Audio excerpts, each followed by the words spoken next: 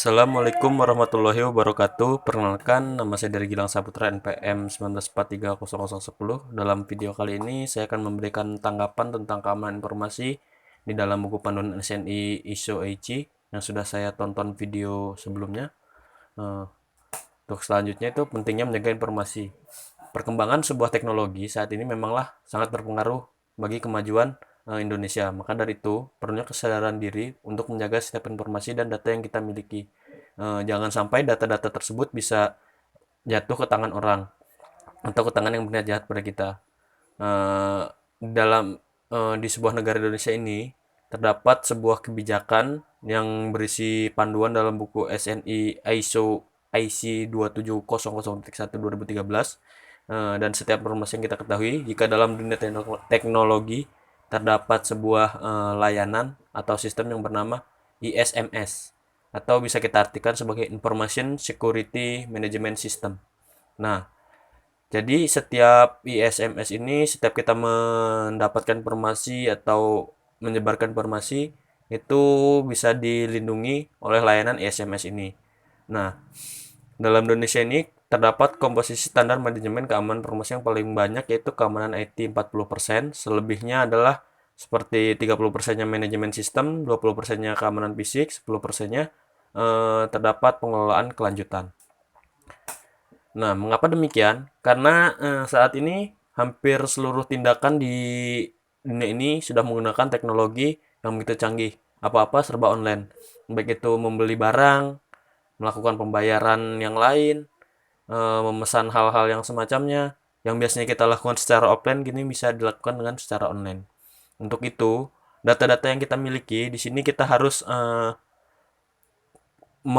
pintar mengelola sebuah data tersebut sehingga data-data yang kita upload ke media sosial, ke platform-platform yang sudah resmi, kita harus menjaganya dengan baik sehingga data tersebut tidak jatuh ke tangan yang salah.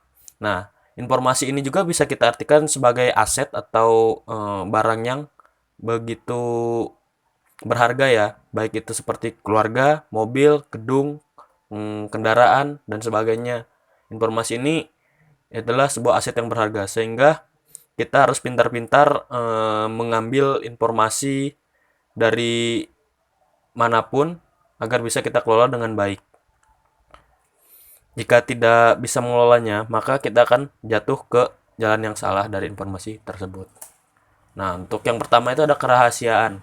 Kerahasiaan itu bisa kita artikan sebuah data atau informasi itu biasanya setiap orang memiliki eh, kerahasiaannya masing-masing. Baik itu data yang harus atau informasi yang harus disebar ke publik, serta informasi yang harus dia tahan di dalam diri dia atau dalam sebuah teknologi yang dia miliki. Nah, untuk keutuhan ini bisa kita artikan juga dalam logikanya sebuah teknologi atau sebuah informasi yang kita ambil dari eh, media sosial atau hal yang lainnya, jangan sampai kita mengambilnya dengan cara yang salah atau mengartikan informasi tersebut dengan salah sehingga nantinya bisa menjadi sebuah data atau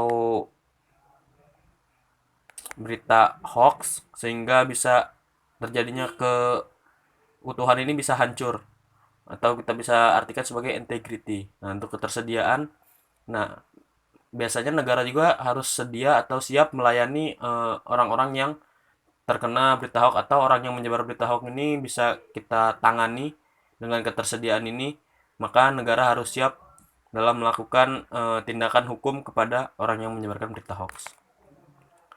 Nah, untuk selanjutnya, menurut tanggapan saya ini, dengan adanya BSN atau panduan SNI ISO IC ini bisa sangat membantu keamanan informasi di Indonesia, sebab di dalam buku panduan SNI ISO tersebut memiliki kebijakan-kebijakan yang sesuai dengan setiap organisasi. Nah, selain itu, kita juga harus memperhatikan tiga elemen yang sudah saya sebutkan tadi di atas, yaitu terhadap keamanan informasi ini, seperti kerahasiaan, keutuhan, dan ketersediaan.